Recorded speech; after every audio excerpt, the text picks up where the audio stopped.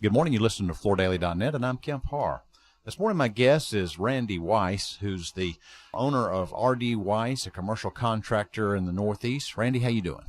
Hey, Kemp, I'm doing great. Good to chat with you. Yes, good to talk to you. I was with you this past weekend. You celebrated your 25th year in business. Very impressive. You know, I like to interview you. You're a commercial contractor who is really on top of your game. Just some background for our listeners who might not know a little bit about RD Weis. You have 6 locations. Your focus is in the Northeast, and you're also in Detroit. And from a commercial contractor's perspective, you're a little different. You do a lot more than just product sales and installation. You have a diversified mix. I think you have probably more revenue on maintenance than you do on the P&I side. Did I get that right? You're pretty close, Kemp. We are a diversified company. When we got in business 25 years ago, we felt the traditional product installation business was pretty crowded, pretty full, had plenty of contractors in that space.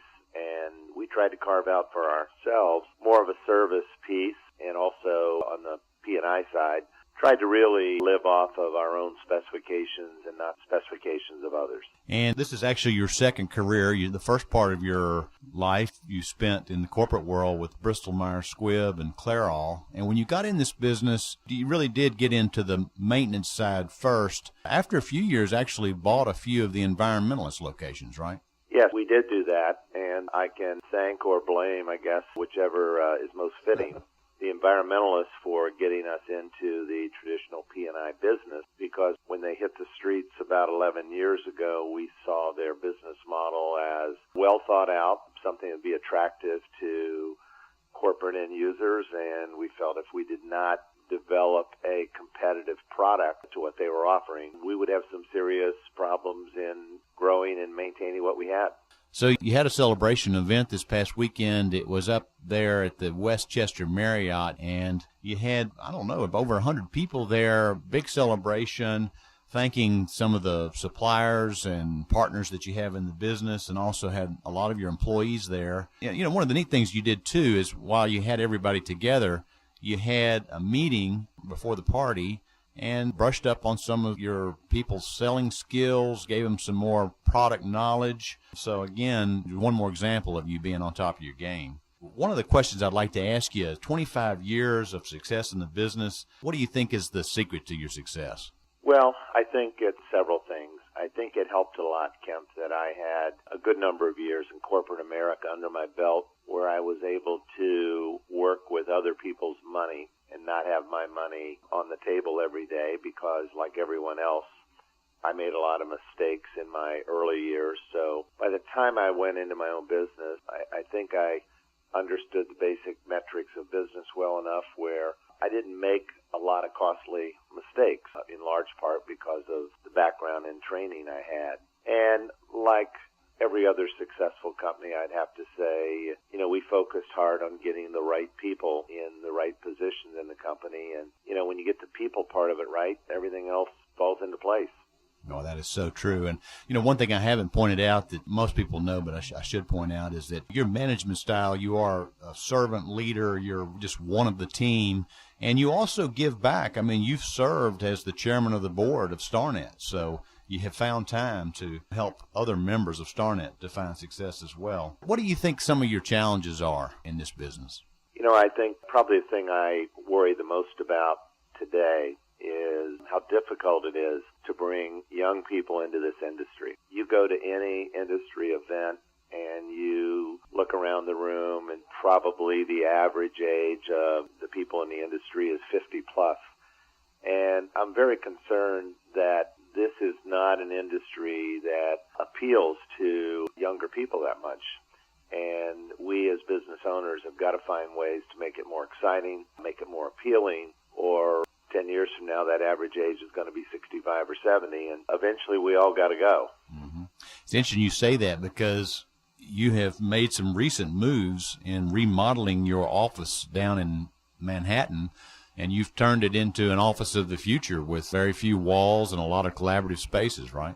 Yes, we have, and we've also, with our headquarters office outside of Manhattan, done the same type of thing for the reasons you just mentioned. We're trying to be a little bit hipper, a little bit more modern, because, we want to appeal to those young people that want more out of their work life than just a paycheck. I was able to spend a little bit of time listening to some of the services you provide, and I think one of the reasons you're successful is because you find niche services that you can offer that other people don't offer. You've got some kind of a silica-based finish. You've got some kind of a UV-cured polyurethane finish. You offer services that are just not on every street corner, right? We do, and we look for those niche products where the market's not overcrowded, because it allows us to get in early. It allows us a degree of pricing flexibility that we don't have when hundreds of people can do the same services as we do. That silica-based system you talked about, we're the only firm in our market areas that actually offer that service. And right now, the UV curing system you mentioned, we're the only company in the eastern United States that even has the equipment to do it. So those are the kind of things that we look for that support, our flooring customers. You're not stopping. Just recently, you ended up buying Clean Surfaces. So you continue to add to your growth model, don't you? We do. We're continuing to look at those special situations where there's an owner looking to exit a business or scale back what they're doing, as long as it fits into our geographic boundaries and our product mix. You certainly won't see us acquiring a furniture company or something outside of the space that we really know and understand.